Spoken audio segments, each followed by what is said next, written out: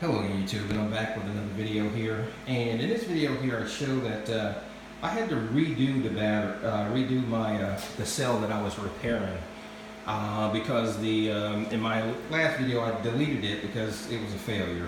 What it was is these stainless steel the stainless steel mesh here it doesn't work with these batteries, and oddly enough, what happens is when I put the mesh on it, it started to charge, but after a while, the poles actually reversed. So positive turned into negative, and negative turned into positive. So obviously that was a bust. So so what I did was I took the cells apart, and what I did was I just simply put the mesh, this particular mesh, in between the plates, as opposed to the stainless steel plates. I just simply use this, and so I just cut like five or six sheets of this between each cell, or not each cell, but each plate. And so now I put it back together, and now I'm charging it. And as you can see right now, it's charging slowly. It's at 1.4 volts and slowly climbing. So right now, I checked the continuity, and there was no shorts.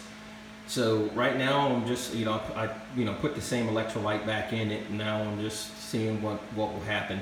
And also this time I was able to put all of the plates in there. So all of the original plates are back in. So one thing I want to emphasize too, somebody made a comment as far as safety wise, and they are correct.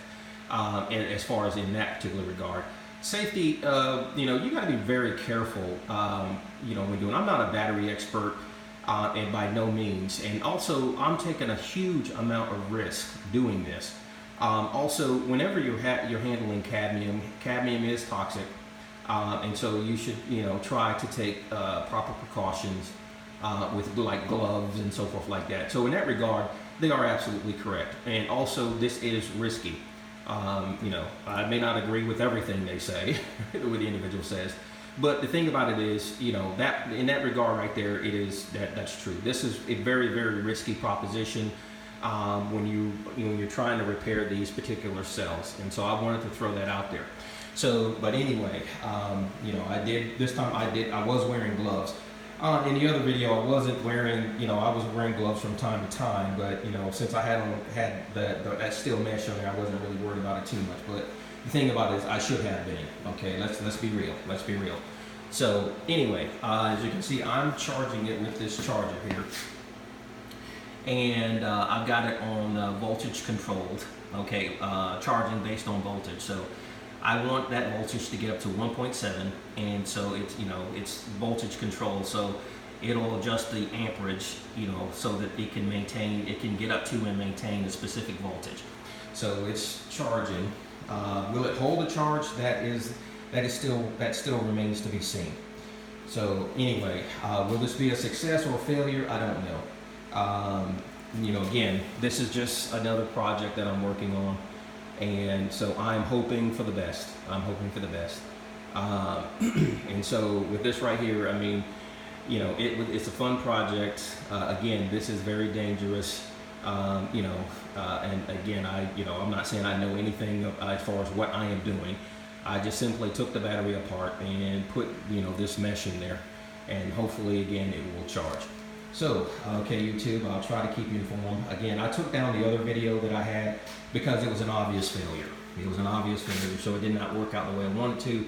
So, why leave up a video like that? So that's why I took it down. And as you can see, the voltage is still climbing. It's at 1.5 volts.